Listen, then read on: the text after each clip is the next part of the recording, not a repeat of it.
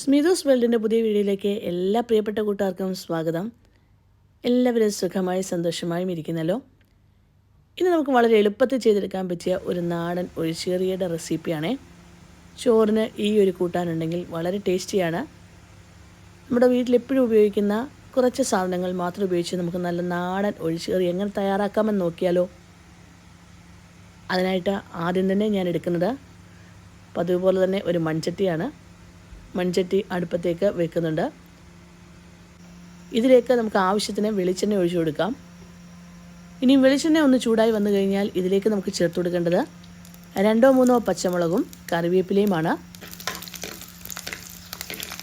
ഈ പച്ചമുളകും കറിവേപ്പിലയും ഒന്ന് ഫ്രൈ ചെയ്ത ശേഷം മാത്രം ഇതിലേക്ക് നമുക്ക് അരിഞ്ഞു വെച്ചിരിക്കുന്ന 2 തക്കാളിക്ക ചേർത്ത് കൊടുക്കാം.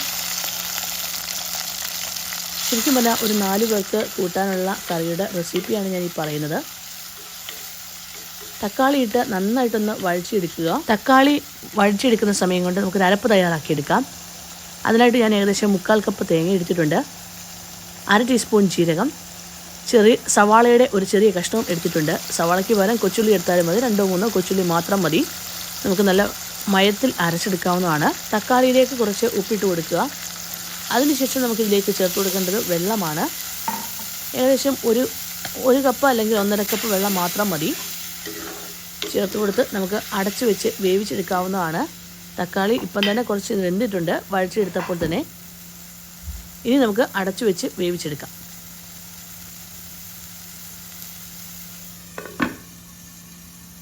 ഞാനിപ്പം അരപ്പൊക്കെ നല്ലതായിട്ട് അരച്ചെടുത്തിട്ടുണ്ട്. തക്കാളി വെന്ത് വന്നു, ആ വെള്ളമൊക്കെ ഒന്ന് കുറുകി വന്നിട്ടുണ്ട്. ഞാൻ ശരിക്കും പറഞ്ഞാൽ മഞ്ഞൾപ്പൊടി ഇട്ട് കൊടുക്കാൻ മറന്നുപോയി. 1/2 ടീസ്പൂൺ മഞ്ഞൾപ്പൊടിയും കൂടെ ചേർത്ത് വെച്ച് നമുക്ക് വേവിച്ചെടുക്കാം. തക്കാളി ആ വഴറ്റുന്ന സമയത്ത് തന്നെ ഈ മഞ്ഞൾപ്പൊടി ഇട്ടാൽ നല്ലതാണ്. ഞാനത് വിട്ടുപോയതുകൊണ്ടാണ് ഈ സമയത്ത് ചേർത്ത് കൊടുത്തിരിക്കുന്നത്.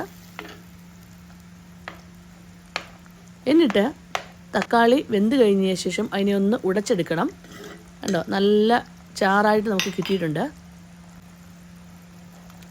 ഇനി നമ്മൾ അരച്ചു വെച്ചിരിക്കുന്ന അരപ്പ് ഇതിലേക്ക് ചേർത്ത് കൊടുത്ത് നല്ലതായി യോജിപ്പിച്ചെടുക്കാം. ഈ സമയത്ത് തീ ചെറുതീയിൽ മാത്രമേ വയ്ക്കാവൂ.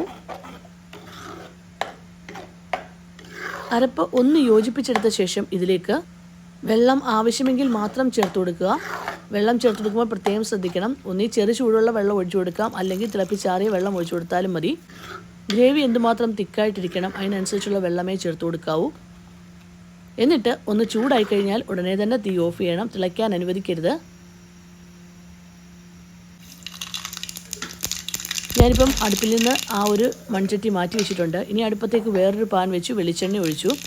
വെളിച്ചെണ്ണ ചൂടായപ്പോൾ 1/2 ടീസ്പൂൺ കടുക്, 1/2 ടീസ്പൂൺ ജീരകം, 1/4 ടീസ്പൂൺ ഉലുവ ഇത്രയും ഇട്ടൊന്ന് പൊട്ടി വന്ന ശേഷം ഇതിലേക്ക് കുറച്ച് കറിവേപ്പിലയും 2 പച്ചമുളകും കൂടെ ചേർത്ത് കൊടുക്കാം.